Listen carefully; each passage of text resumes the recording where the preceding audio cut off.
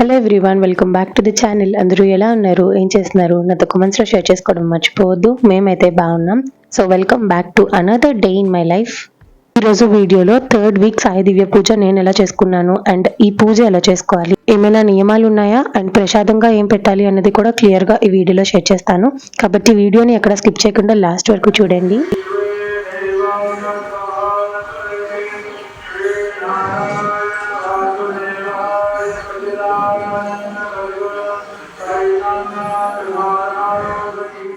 గత few days నుంచి I was suffering with the severe headache. అందుకనే వీడియోస్ కూడా రెగ్యులర్గా పోస్ట్ చేయలేకపోతున్నాను. ఆఫ్టర్ సర్జరీ ఈ హెడేక్ అన్నది చాలా చాలా చాలా ఎక్కువైపోయింది. I was still figuring it out. Once నేను ఆ సిచ్యువేషన్ నుంచి బయటకు వచ్చిన తర్వాత డెఫినెట్గా మీతో నెక్స్ట్ వీడియోస్లో షేర్ చేసుకుంటాను. ఇంకా థర్స్డే మార్నింగ్ నేను డాడీ కొంచెం పని నుండి బయటకు వచ్చాం. ఇంకా హెడేక్ అలా కంటిన్యూ అవుతుందని చెప్పేసి ఈవెన్ నేను ఐసైట్ కూడా చెక్ చేయించుకున్నాను. ప్రీవియస్ దాంతో కంపేర్ చేసుకుంటే మరీ అంత మేజర్ డిఫరెన్స్ అయితే ఏమీ లేదు.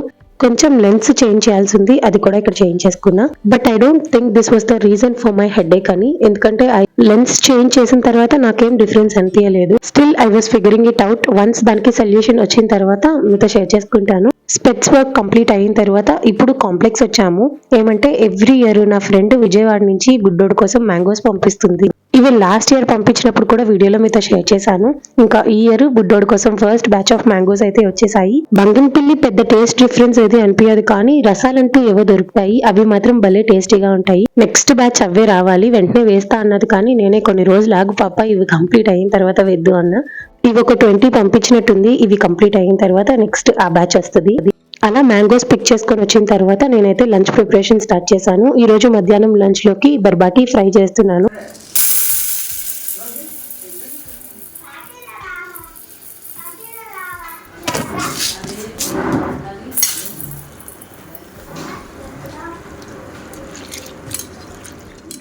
ఇంకా ఈ రోజు సాయంత్రం బాబా గారికి పూజ చేసుకున్నప్పుడు నైవేద్యంగా గారెలు పెట్టాలి అనుకున్నాను. అందుకనే వంట చేసేటప్పుడే మినపప్పు నానబెడితే ఈవినింగ్ అంతా మినపప్పు కూడా మంచిగా నానిపోతుంది. ఇంకా చాలా రోజుల తర్వాత మా అమ్మ వంట చేసింది, అది కూడా పునగంటాకు పప్పు 2 కలిపి చేసింది అనమాట. ఇంకా టేస్ట్ చూడాలంటే కొంచెం భయమేస్తుంది, ఎందుకంటే అందులో ఉప్పు ఉంటే కారం ఉండదు, కారం ఉంటే ఉప్పు ఉండదు.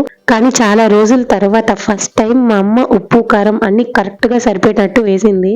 ఈ మధ్య మా అమ్మ వంటల్లో ప్రూవ్ అయిపోతుంది. ఒక్కొక్కసారి నేను వండకపోతే తనే వండుకుంటుంది కదా, ఇంకా నెమ్మదిగా తనకు కూడా వంటలు వస్తున్నాయి. అండ్ మీలో ఎంతమంది పప్పు వండుకున్నప్పుడు అందులో నెయ్యి వేసుకొని తింటారో కామెంట్స్ లో చెప్పండి. నాకు ఈ కాంబినేషన్ అంతగా నచ్చదు, కానీ బాబుకి డాడీకి పప్పు చేసినప్పుడు మాత్రం కంపల్సరీ నెయ్యి వేసిస్తాము. ఇంకా లంచ్ చేసిన తర్వాత మళ్ళీ ఈవినింగ్ బ్లాగ్ స్టార్ట్ చేశాను.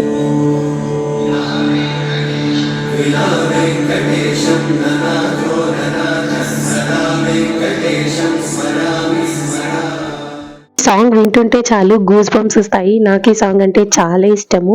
ఈ మధ్య చెప్పాను కదా, చాలా డిస్టర్బ్ గా ఉంటున్నాను. I don't know the reason why. అలానే ఉంటే ఇంకా హెడేక్ ఎక్కువైపోతుంది. అందుకనే నాకు ఎంతో ఇష్టమైన దేవుడి పాటలు ప్లే చేసుకుంటూ ఇంకా పూజ పనులు స్టార్ట్ చేశాను.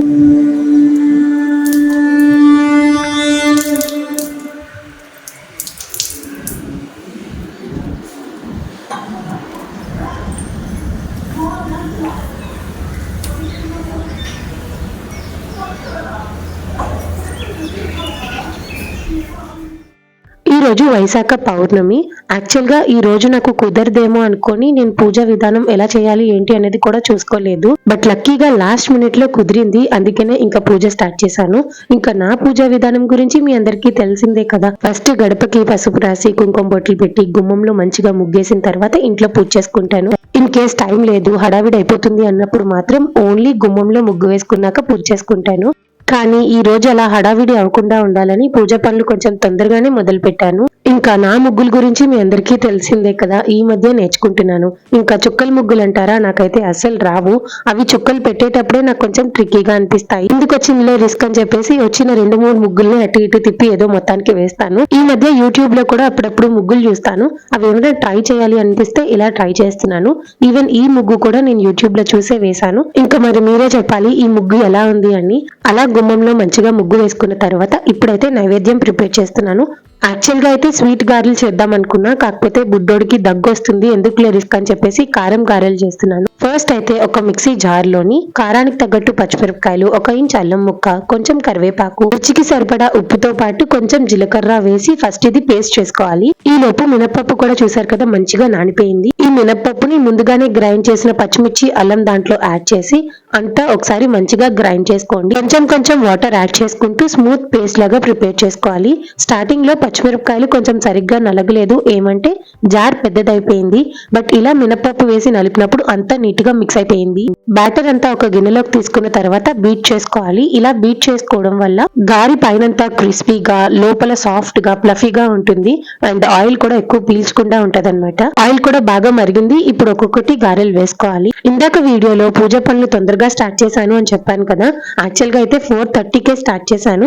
కాకపోతే గారెలు వేసేసరికి టైం ఆల్మోస్ట్ 6:30 అయిపోయింది. ఏమంటే ఒక పక్క వీడియో షూట్ చేసుకోవడం, ఈ గారెల పిండి కోసం పప్పు వేయడము, ఈ హడావిడంతా దీనివల్ల కొంచెం లేట్ అయిపోయింది. అందుకని ఫస్ట్ బాబా గారి కోసమని ఒక 2-3 గారెల దాకా వేసి రిమైనింగ్ అంతా పునుగులు వేసేసాను.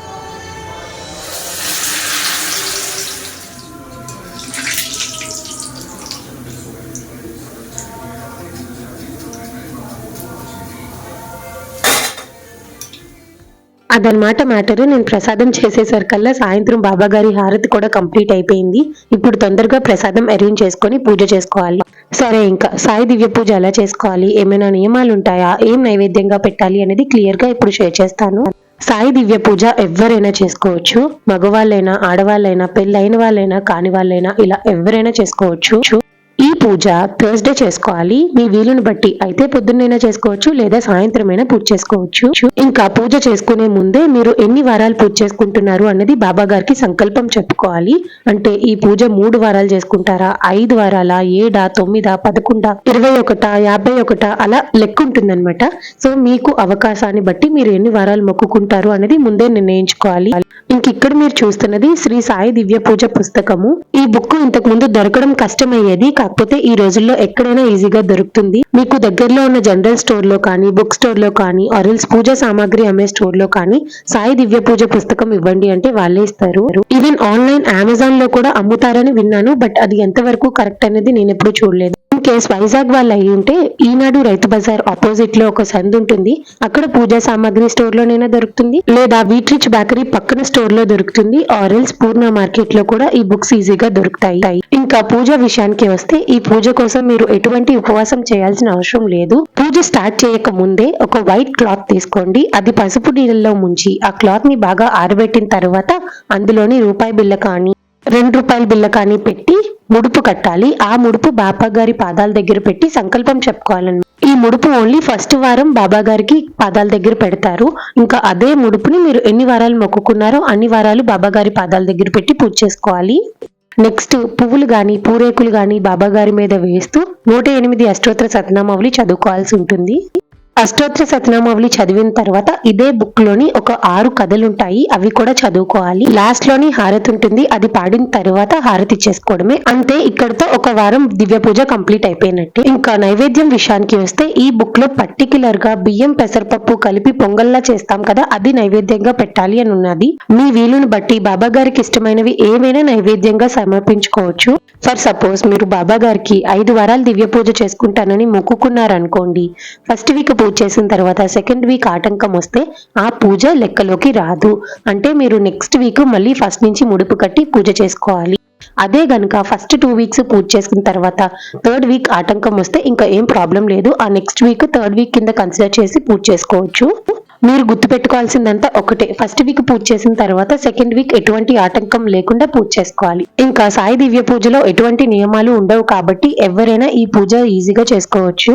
ఇంకా ఈ రోజు వీడియోలో నాకు తెలిసిన ఇన్ఫర్మేషన్ అంతా షేర్ చేసుకున్నాను. మీకు ఇంకేమైనా డౌట్స్ ఉంటే కనుక నాకు కమెంట్స్ లో అడగండి, నేను ఆన్సర్ చేస్తాను.